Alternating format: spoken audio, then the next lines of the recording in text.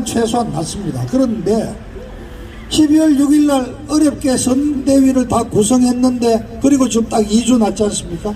다 까먹었습니다.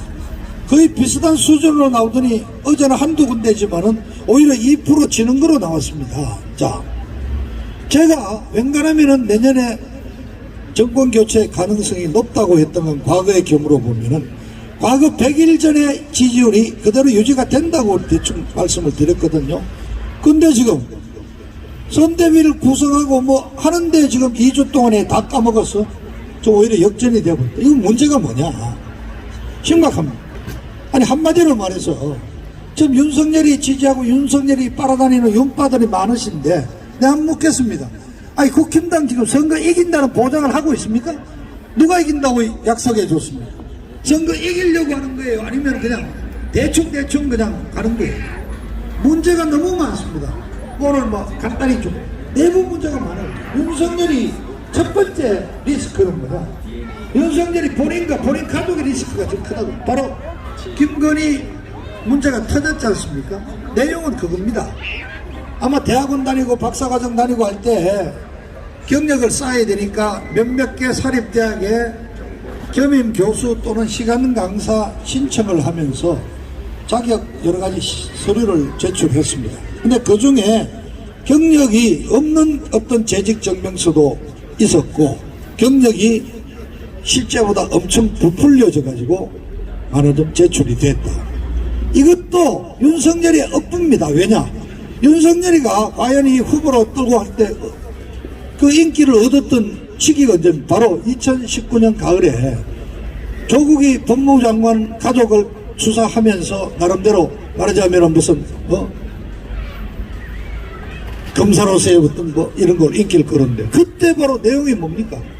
조국이 딸내미 조민이라는 그 여자애를 부산의 의과대학에 보내기 위해서 동양대학교 총장 명의로 된 가짜 표창장을 만들어 넣었던 게 결정적인 증거가 돼서 그 위조했던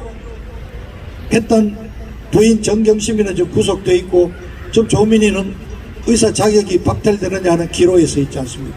좌빨들이 다 그걸 노리고 있는데 그거 똑같은 짓을 김건희가 했단 말이죠. 그러니까 이것도 뭐 윤석열이 스스로가 자초한 일이에요. 그런데 정치는 그렇습니다. 어떤 스캔들이 터지고 의혹이 터지면은 해결 방법은 두 가지입니다.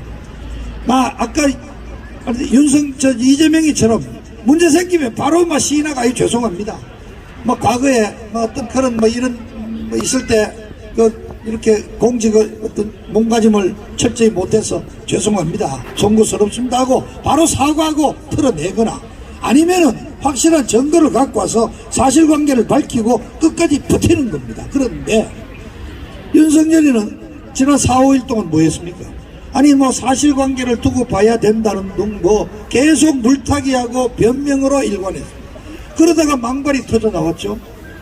아니 겸임교수 뽑고 시간 강사 뽑는데 서류 보고 심사하는 데가 어디 있냐고 다 연줄로 알아서 다 하는 거 아니냐고 이따구 망발을 해가지고 지금 전국 시간 강사 협의회에서 들고 일어났지 않습니까? 윤석열이 마누라는 그렇게 뽑았는지 모르지만은 지금 인문계에서 박사과정 다 하고 박사학위 따고도 시간 강사 자리를 못 구해서 얼마나 고생하십니까? 저 문학 하는 사람들, 사학 하시는 분들, 철학 하시는 분들 이런 인문계는 정말 시간 강사 따기 위해서 얼마나 고생합니까? 이런 식으로 망발합니다. 그래서 저 첫 번째 리스크는 윤석열이 본인의 경험 부족, 준비 부족, 거기에 따른 말실수, 그리고 가족들의 리스크 쉽게 해결되지 않을 것 같습니다. 어제 대충 사과한다고 했는데 여러 가지가 많다는 겁니다. 첫 번째, 후보 본인의 문제점. 두 번째, 내부 문제.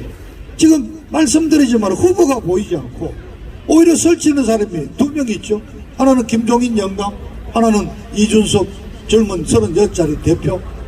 대표 이준석이는 후보를 뒷바라져야 뒷전으로 물러야 될 지원병이 오히려 후보를 데리고 다녀. 이준석이가 지금 윤석열이 데리고 다니는 지금 똑같은 후보의 그 같은 스파트라이트를 받고 싶어요. 이제 정치 꿈이 다른데. 그리고 김종인이는 뭐예요? 후보가 해야 될 큰 얘기를 지가 다 하고 다녀. 지가 민주 뭐 통합정부를 해서 내각제 개헌 얘기를 하지 않나? 아니 윤석열이가 그래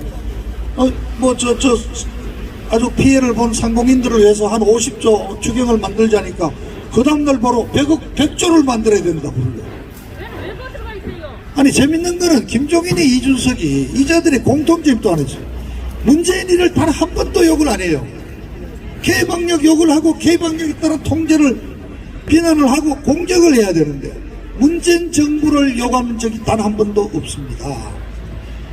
오죽하면 저 가로세로 연구소라는 단체에서 당원을 모집해가지고 특별당원 해가지고 이준석이랑 탄핵으로 끌어내리자고 지금 그렇습니다.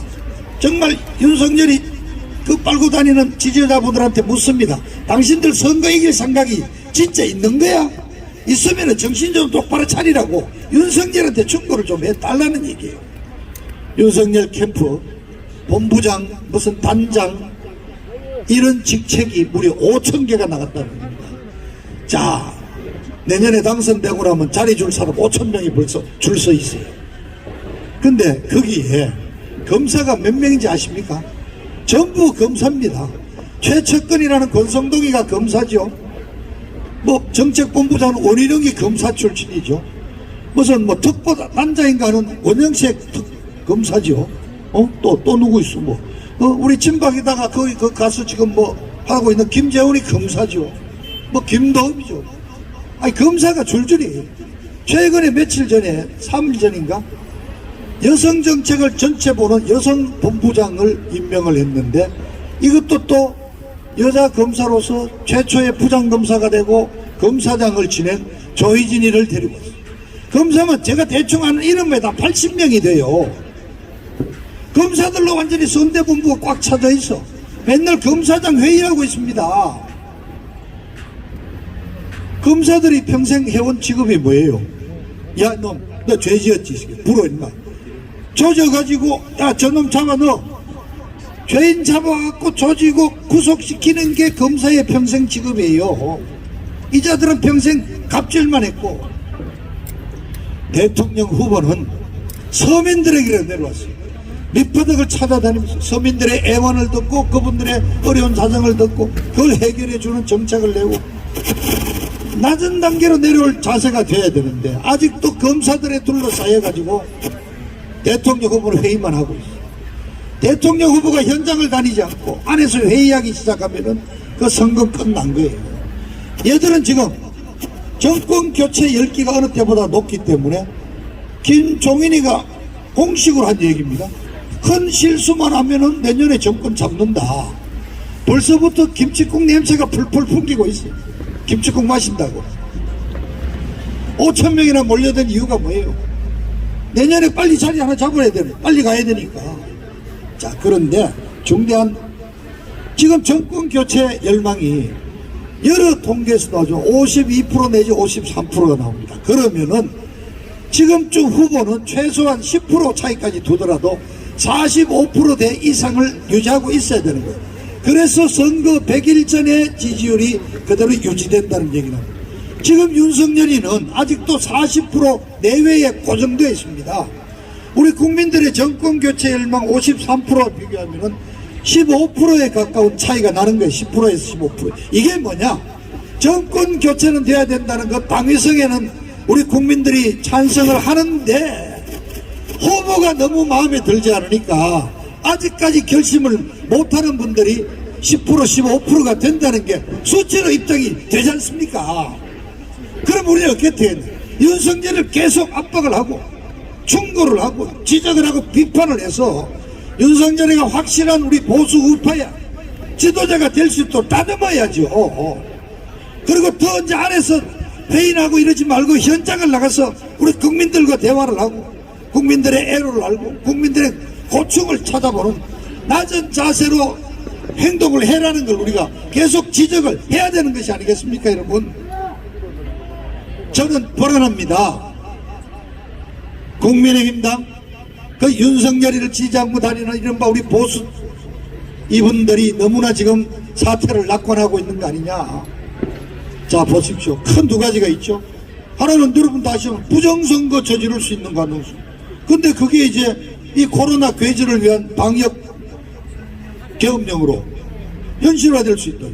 정은경이가 한 이틀 전에 그랬죠. 내년 1월달쯤 되면은 하루 확진자가 한 2만 명 나올 수 있다. 어떻게 보면 2만 명 만들어내겠다는 지침을 이미 가이드라인을 발표한 거예요. 그 내년 1월달에 한 2만 명씩 매일 나오면은 완전히 이제 통제해버리고 사실상 선거운동 완전히 봉쇄해버리고 그래서 대면이 위험하니까 전자투표를 하자던데